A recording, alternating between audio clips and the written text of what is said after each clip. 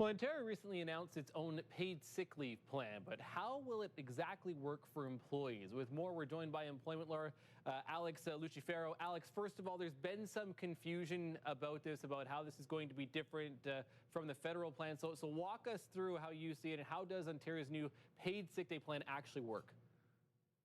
Well, this is a 3-day paid sick leave plan. It applies to all employees across the province, and it applies to a medical leave that is specifically related to COVID-19.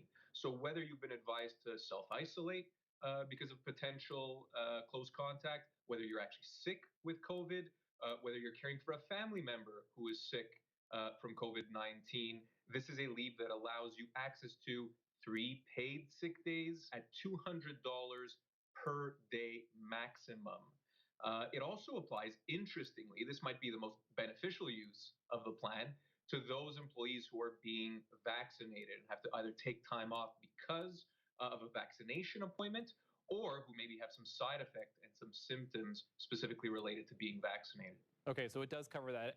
Again, it is an important point to note right at this point.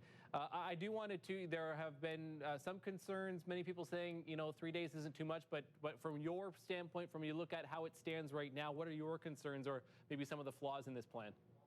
Yeah, I have to say, Matt, I think the plan is problematic. As an employment lawyer, as someone who resolves workplace problems all day, every day, I actually think that this plan doesn't really solve any problems. It doesn't necessarily help employees who are going to be having to take a medical leave because of COVID.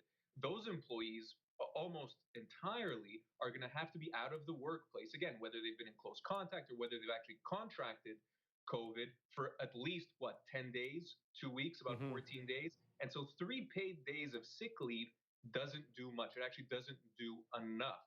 The other difficulty here is that we have a federal plan. So this is obviously the provincial plan, the 3 paid sick days.